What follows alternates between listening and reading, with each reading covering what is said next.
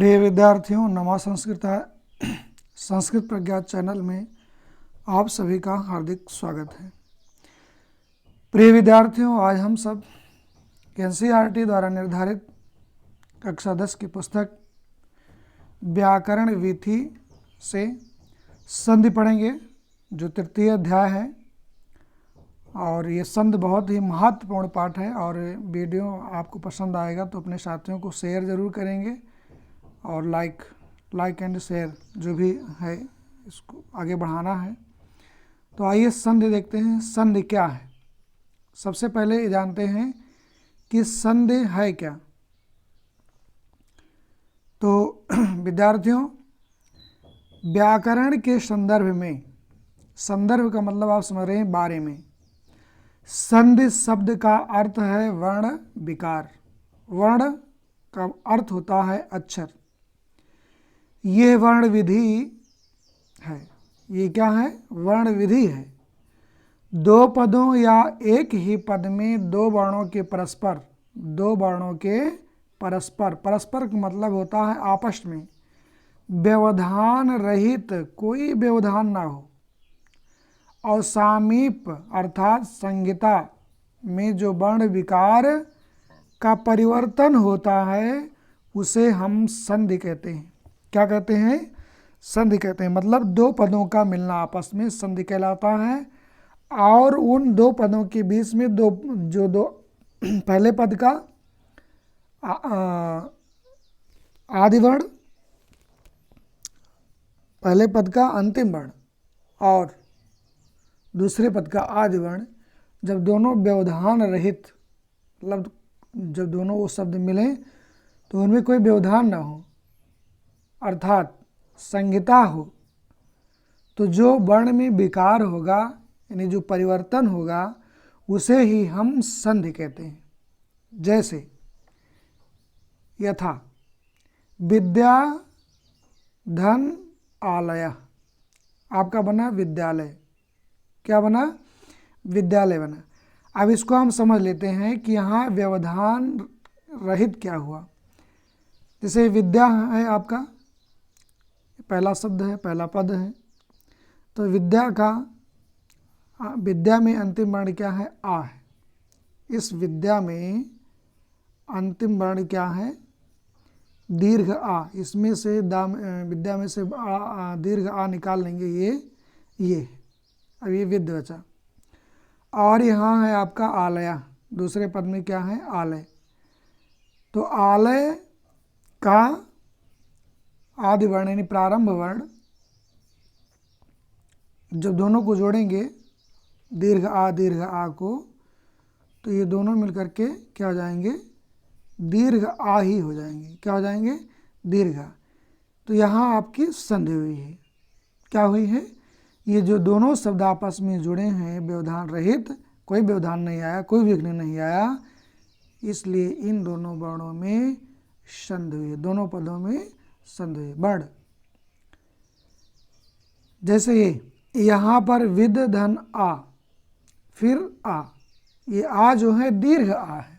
संस्कृत में इसको दीर्घ आ बोलते हैं, और जो हिंदी में हम छोटा आ बोलते हैं उसको ह्रस्व आ बोलते हैं। क्या बोलते हैं? ह्रस्व आ बोलते हैं। जब दीर्घ आ और दीर्घ आ दोनों आपस में जुड़े, इसमें कोई व्यवधान नहीं हुआ, तो इनका रूप क्या आया? दीर्घ आ ही आया। इसमें दीर्घ संधि हुई। और लय, तो अत्यंत समीपता के कारण जब दो दीर्घ वर्णों के स्थान पर एक आ वर्ण रूप दीर्घ एकादेश हो गया, मतलब एक ही आदेश हुआ, तो ये दोनों की शक्ल जब दोनों आपस में जुड़े तो दीर्घ आ ही हुआ।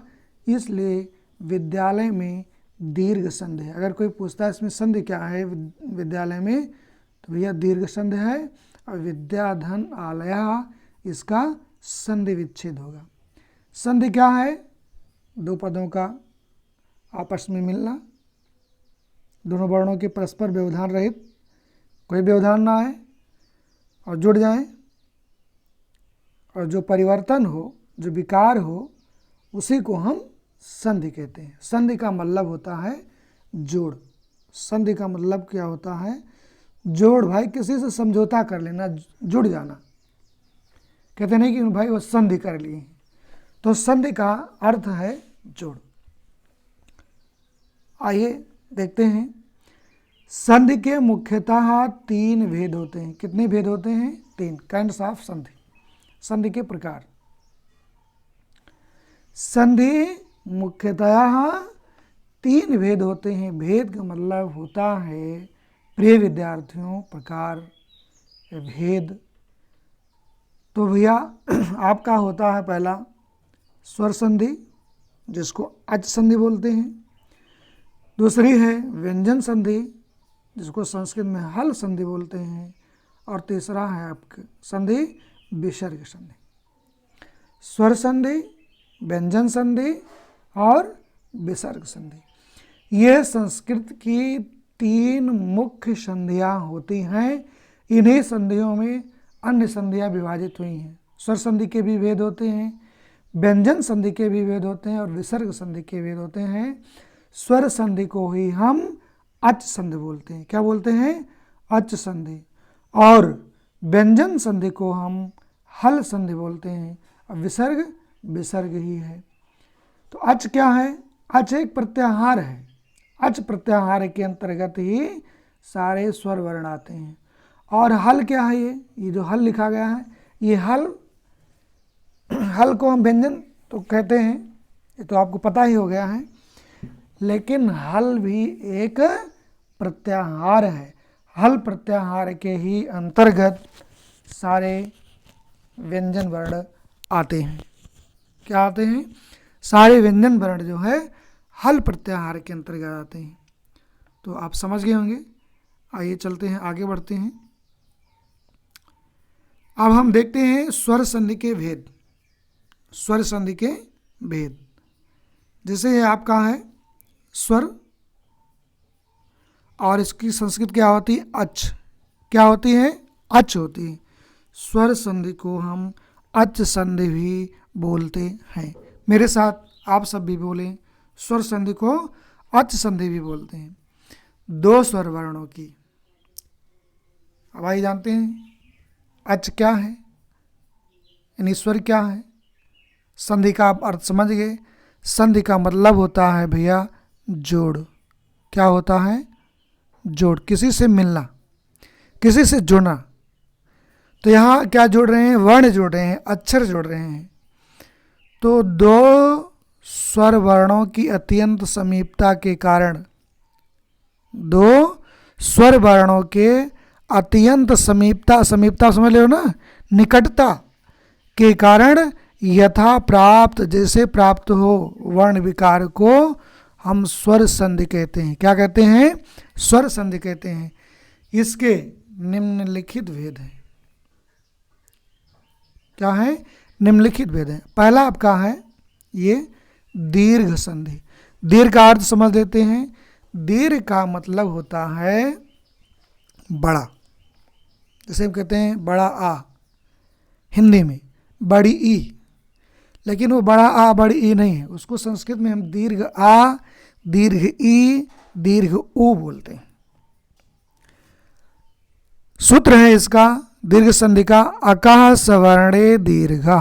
अकः सवर्णे दीर्घा। अक प्रत्याहार के वर्ण, अक प्रत्याहार के वर्ण दीर्घ होते हैं। समान वर्ण क्या होते हैं? दीर्घ होते हैं। अब हम अक प्रत्याहार जान लेते हैं। पाणिनि के 14 सूत्र होते हैं। उसमें से पहला सूत्र है आपका आयुड़। आ ई उ ड़, आयुड़। दूसरा है आपका ऋक, आयुड़ और लिरिक। ये आयुड़ का आ वर्ण ले लिए और ये लिरिक का अंतिम वर्ण का ले लिए। आ और का के को जब हम ले लिए तो आपका क्या बना? अक प्रत्याहार बना। अब अक प्रत्याहार के अंतर्गत कौन कौन से वर्ण आते हैं?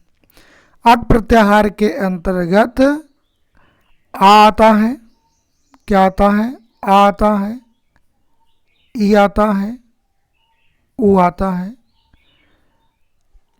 और ऋण आता है, ठीक, री भी आता है लेकिन री वर्ण का दीर्घ नहीं होता है, इसलिए आ ई उ ऋण। ये ही 3 वर्ण, 4 वर्ण, 3 बोल दिए, क्षमा कीजिएगा, क्षमता। ये अक प्रत्याहार के वर्ण हैं। किस प्रत्याहार के वर्ण हैं? ये अक प्रत्याहार के वर्ण हैं। और ये सवर्णिक मतलब होता है समान वर्ण में, सामान्य अवस्था में ये आपस में दीर्घ हो जाते हैं। क्या हो जाते हैं? दीर्घ हो जाते हैं। जैसे आ में ह्रस्व आ हो चाहे दीर्घ आ हो, तो जब उसको हम जोड़ेंगे तो क्या होगा? दीर्घ आ ही होगा, चाहे वो आपकी ह्रस्व ई हो चाहे दीर्घ ई हो। जब हम दोनों को जोड़ेंगे तो दीर्घ ई होगी। दीर्घ मतलब समझ रहे ना, बड़ी ई। और यदि ह्रस्व ऊ हो या दीर्घ ऊ हो, उनको जब हम आपस में जोड़ेंगे तो वो दीर्घ ऊ बनेंगे, इसलिए दीर्घ संधि कहा जाता है। इस संधि को क्या बोलते हैं? हम दीर्घ संधि बोलते हैं। जैसे आइए देखते हैं, आकाशवाणी दीर्घा समझ गए। यद ह्रस्व या दीर्घ, ह्रस्व या दीर्घ, इतने पर ध्यान दीजिए। ह्रस्व का मतलब होता है छोटा वर्ण और दीर्घ का मतलब होता है बड़ा वर्ण। ये आ लिखा है ना, तो ये ह्रस्व आ है, और इसी के आगे अगर हम ऐसे लिखते हैं तो ये क्या है? दीर्घ आ है। ये आपका ह्रस्व आ है और ये वाला क्या है? दीर्घ आ है ये। और ये जो ई लिखी है ये ह्रस्व ई है, और हम जब बड़ी ई लिख देंगे तो क्या कही जाएगी? दीर्घ ई। और देखिए ये ह्रस्व ऊ है और इसका जो दूसरा रूप होता है ये बड़ाऊ होता है। बड़ाऊ को ही हम दीर्घ ऊ बोलते हैं। और ये ऋण है, ऋण का भी दीर्घ वर्ण होता है ऋण। ऋण में ऋण की मात्रा दीर्घ ऋण उसको बोलते हैं। तो इन स्वरों के पश्चात, ये स्वर वर्ण है ना, इन स्वरों के पश्चात यानी बाद में ह्रस्व आवे या दीर्घ आवे, ह्रस्व वर्ण आए या दीर्घ वर्ण आए, आ ई उ या ऋण स्वर आए तो दोनों मिलकर क्रमशः दीर्घ आ, दीर्घ ई, दीर्घ उ और दीर्घ ऋण हो जाते हैं। ध्यान समझिए इसको। आ है ना, ह्रस्व आ, ये, अरे भैया देखो इसको फिर से समझ लेते हैं। ये है आपका ह्रस्व आ, ये ह्रस्व आ, और इस ह्रस्व आ में हम चाहे ह्रस्व आ जोड़ें या दीर्घ आ जोड़ें, और जब इसको जोड़ेंगे तो यही रूप प्राप्त होगा, ये दीर्घ आ।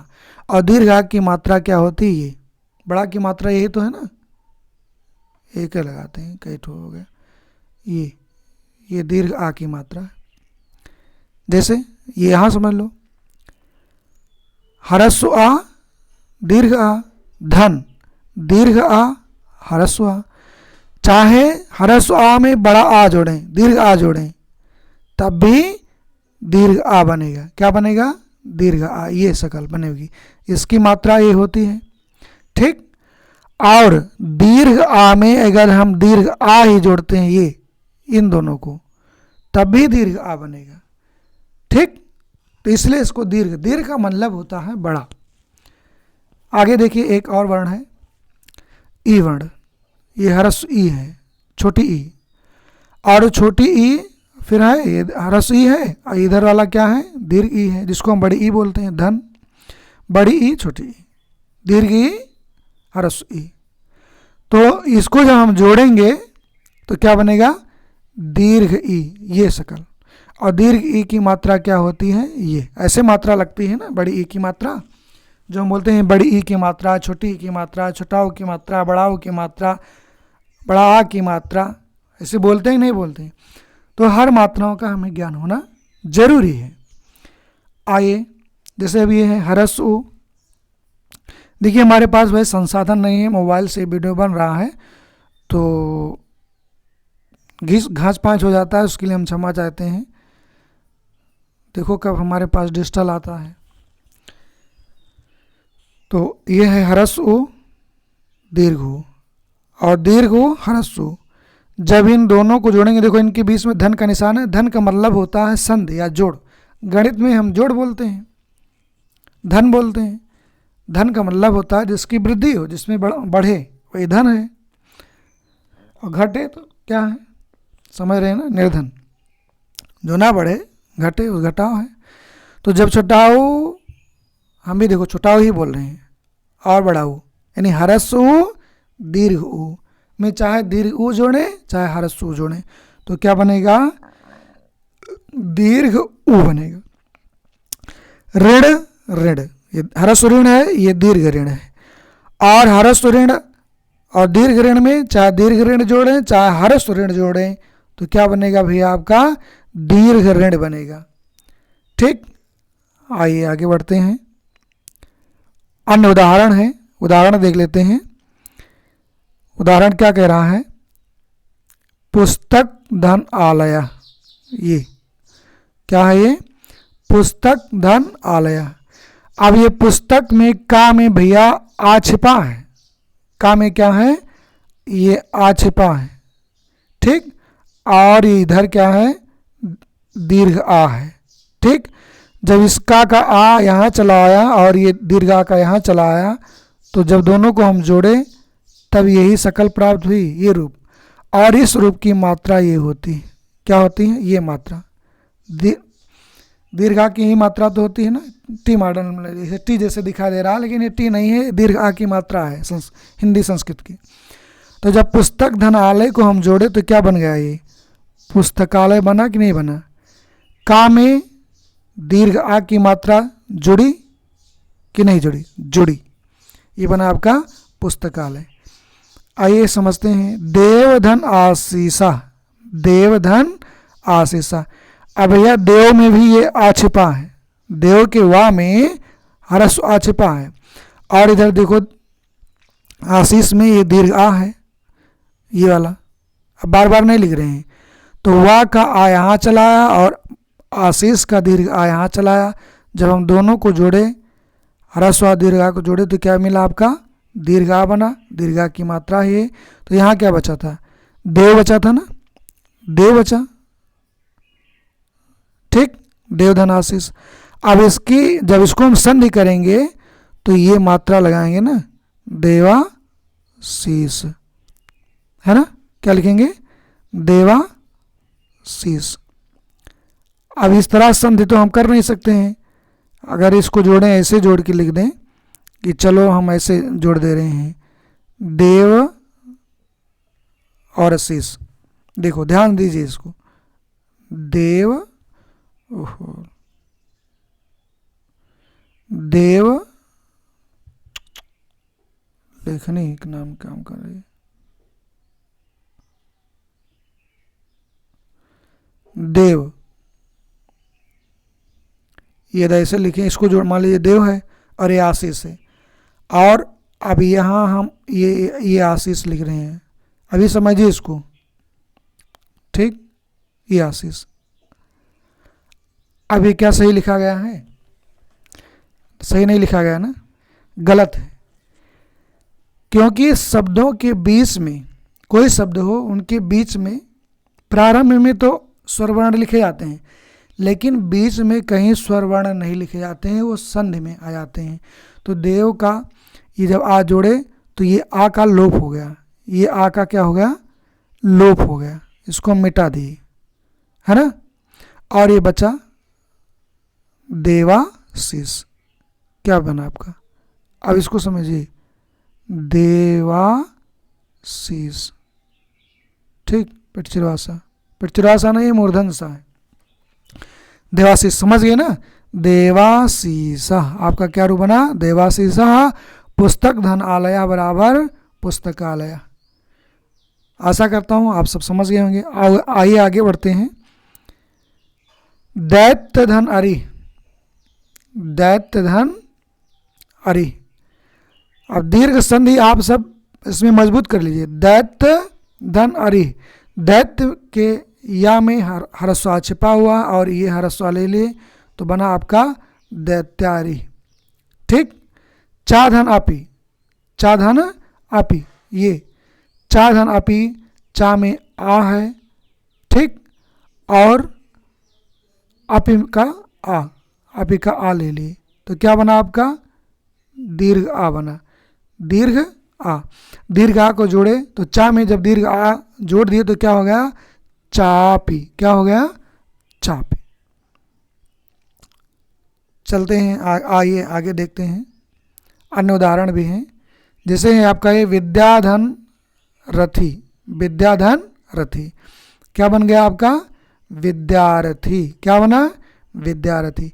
गिरधन इंद्रा, गिरधन इंद्रा, गिरीन्द्रा। दीर्घ संधि है सब में। कपिधन ईसा, कपीसा। समझ रहे हैं नहीं, कपिधन ईसा। हरस्वी, ये है हरस्वी, ठीक। कप पा में छोटी मात्रा है और ईसा का बड़ी ई, ठीक। और जब इसको दोनों को जोड़े तो क्या बनेगा, बड़ी ई, दीर्घ ई बनेगा। और दीर्घ ई की मात्रा ये होती भैया, ये।